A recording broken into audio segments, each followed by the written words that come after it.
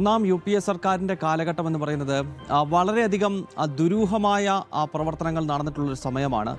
പലപ്പോഴും ഒരു തെറ്റായ നിരീക്ഷണം പല രാഷ്ട്രീയ നിരീക്ഷകർ ഉൾപ്പെടെ നടത്തുന്നത് ഒന്നാം UPA സർക്കാരിൻ്റെ പ്രവർത്തനങ്ങൾ വളരെ ഭംഗിയുള്ളതായിരുന്നു. രണ്ടാം UPA സർക്കാരിൻ്റെ കാലത്താണ് പ്രശ്നങ്ങൾ ഉണ്ടായത്. അതുകൊണ്ട് 2014 അവർക്ക് ഭരണം നഷ്ടപ്പെട്ടു എന്നതാണ്. അത് തീർത്തും തെറ്റായ നിരീക്ഷണമാണ്. കാരണം ഒന്നാം UPA സർക്കാരിൻ്റെ കാലഘട്ടം അങ്ങേയറ്റം ദുരൂഹതകൾ നിറഞ്ഞതാണ്. പക്ഷേ അതിൻ്റെ ആ ദുരൂഹതകളും അന്ന് നടന്ന തെറ്റായ പ്രവർത്തനങ്ങളുമെല്ലാം മറനീക്കി പുറത്തു വന്നത് 2009 മുതൽ 2014 വരെയുള്ള രണ്ടാം UPA സർക്കാരിൻ്റെ കാലത്താണ്. അതായത് ആദ്യത്തെ 5 വർഷക്കാലം നടന്ന വളരെയധികം ദുരൂഹതകൾ നിറഞ്ഞ പ്രവർത്തനങ്ങൾ പൊതു മധ്യത്തിലേക്ക് എത്തിയത് രണ്ടാം UPA സർക്കാരിൻ്റെ കാലത്താണ് എന്നതേ ഉള്ളൂ.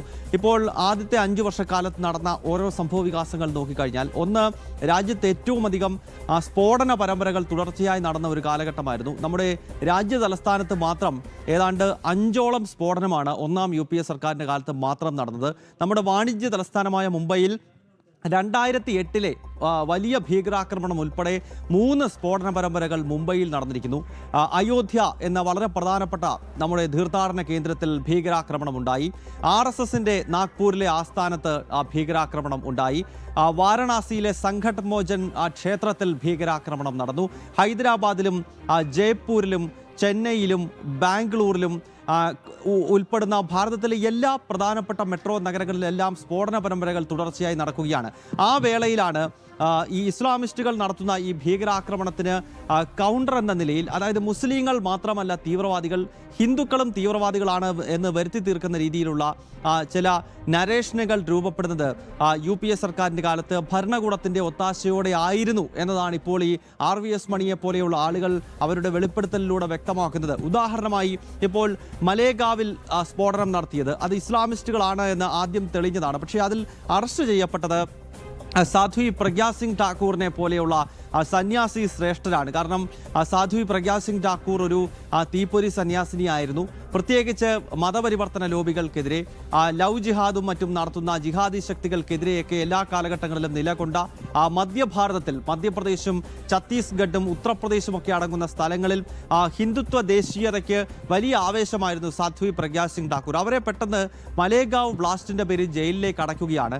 കാഞ്ചി ശങ്കരാചാര്യരെ, അടുത്ത കാലത്ത് അന്തരിച്ച കാശി മുൻ ശങ്കരാചാര്യരെ അറസ്റ്റ് ചെയ്തുകൊണ്ട്, അന്ന് അദ്ദേഹം ശങ്കരാചാര്യരായി ഇരിക്കുമ്പോൾ തന്നെ അദ്ദേഹത്തെ ജയിലിലേക്ക് അടയ്ക്കുന്ന ഒരു സാഹചര്യം ഉണ്ടാകുന്നുണ്ട്. സ്വാമി അസീമാനന്ദിനെ ജയിലിൽ അടയ്ക്കുന്നത് ഒന്നാം UPA സർക്കാരിൻ്റെ കാലത്താണ്. പശ്ചിമ ബംഗാളിലും വടക്ക് കിഴക്കൻ മേഖലയിലും വനവാസികൾക്കിടയിൽ നടക്കുന്ന മതപരിവർത്തന പ്രവർത്തനങ്ങളെ അതിശക്തമായി പ്രതിരോധിച്ചിരുന്ന വ്യക്തിയാണ് സ്വാമി അസീമാനന്ദ. അപ്പോൾ അതിൽ നമ്മൾ കണക്ട് ചെയ്യേണ്ടത് സോണിയാഗാന്ധിയെയാണ്. കാരണം ഇറ്റലിയിൽ ജനിച്ച സോണിയാഗാന്ധിക്ക് എല്ലാ കാലഘട്ടങ്ങളിലും വൈദേശിക ശക്തികളുമായി ബന്ധമുണ്ടെന്നും പ്രത്യേകിച്ച് മതപരിവർത്തന ലോബിയുമായൊക്കെ സോണിയാഗാന്ധി അടുത്ത് നിൽക്കുന്നു എന്നത് നമ്മൾ ഈ ഘട്ടത്തിൽ കണക്ട് ചെയ്യുമ്പോൾ സ്വാമി അസീമാനന്ദിനെ അറസ്റ്റ് ചെയ്യുന്നു.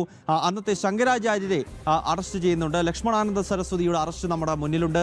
ഒപ്പം സാധ്വി പ്രഗ്യാ സിംഗ് ഠാക്കൂറിനെ പോലെ അപ്പോൾ സന്യാസി ശ്രേഷ്ഠന്മാരെയും ദേശീയ സംഘടനകളുടെ പ്രധാനപ്പെട്ട മുഖങ്ങളെയും ഒക്കെ അറസ്റ്റ് ചെയ്ത് തുറങ്കലിൽ അടച്ചുകൊണ്ട് ഹിന്ദുത്വ ദേശീയത എന്ന ഈ രാജ്യത്തിൻ്റെ സംസ്കൃതിക്കെതിരെയുള്ള ഒരു നീക്കം അന്നത്തെ ഭരണകൂടത്തിൻ്റെ ഭാഗത്ത് നിന്നുണ്ടായി എന്നതാണ് നമുക്ക് ഇപ്പോൾ വെളിപ്പെടുത്തുന്ന കാര്യങ്ങളിലൂടെ മനസ്സിലാക്കേണ്ടത്. കാരണം ഈ കേസിൽ അറസ്റ്റിലായ ഹിന്ദു സന്യാസിമാരും നേതാക്കളെ എല്ലാം രാജ്യത്തിൻ്റെ കോടതികൾ വെറുതെ വിടുകയാണ്. ഇവർക്കെതിരെ ഒരു തെളിവുകളുമില്ല. അപ്പോൾ എന്തടിസ്ഥാനത്തിലാണ് ഇവരെ അന്ന് അറസ്റ്റ് ചെയ്തത് എന്ന ചോദ്യം ഈ ഘട്ടത്തിൽ ഉയരുന്നു. അവിടെയാണ് RVS മണിയുടെ ഇപ്പോഴത്തെ ജനം TVയോടുള്ള പ്രതികരണം, അദ്ദേഹത്തിൻ്റെ റിയാക്ഷൻ, അദ്ദേഹത്തിൻ്റെ കമൻറ്റ് വളരെയധികം ശ്രദ്ധേയമാകുന്നത്. അതായത് അദ്ദേഹം പറയുന്നത് ഇത് വളരെ ബോധപൂർവമായി നടത്തിയതാണ്. അതായത് ഇസ്ലാമിക ഭീകരശക്തികൾ രാജ്യത്തിൻ്റെ എല്ലാ സ്ഥലങ്ങളിലും സ്ഫോടനം നടക്കുമ്പോൾ ഇസ്ലാമിസ്റ്റുകൾ മാത്രമല്ല സ്ഫോടനം നടത്തുന്നതെന്നും ഹിന്ദു സംഘടനകൾക്കും അത്തരം സ്വഭാവമുണ്ടെന്ന് വരുത്തി തീർക്കുവാൻ വേണ്ടി മുൻപൊരിക്കലും നമ്മൾ കേട്ടുകേൾവിയില്ലാത്ത ഹിന്ദു ടെറർ അഥവാ കാവി ഭീകരത എന്ന പദപ്രയോഗം, ഹിന്ദുത്വ ഭീകരത എന്ന രാഷ്ട്രം കേട്ടിട്ടില്ലാത്ത ഒരു പദപ്രയോഗം വളരെ ബോധപൂർവമായി നമ്മുടെ ഭരണഘടന തന്നെ രൂപപ്പെടുത്തി എടുത്തു എന്നതാണ്.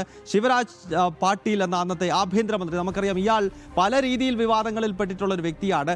ഡൽഹിയിൽ സ്ഫോടനം നടന്ന് നൂറുകണക്കിന് ആളുകൾ മരിച്ചു വീഴുമ്പോൾ, നൂറുകണക്കിന് ആളുകൾ പരിക്കേറ്റ് കിടക്കുന്ന വേളയിൽ ആ ആശുപത്രിയിൽ കിടക്കയിൽ രക്തം വാർന്ന് കിടക്കുന്നവരെ കാണാനെത്തുമ്പോൾ ഓരോ ആശുപത്രിയിലും ഓരോ കോട്ടുകളിട്ട് വിവാദത്തിൽ നിറഞ്ഞ വ്യക്തിയാണ് ശിവരാജ് പാട്ടീൽ എന്നത്.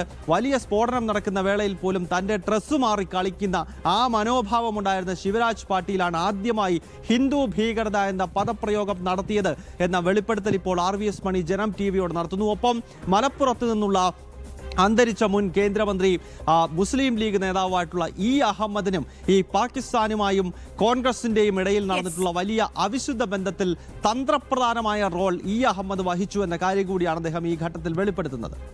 ശരി ഗൗതം, വിവരങ്ങൾ വ്യക്തമാണ്. ഇനി നമുക്ക് നേരെ ഡൽഹിയിലേക്കൊന്ന് പോകാം. ശ്രീകാന്ത്, വളരെ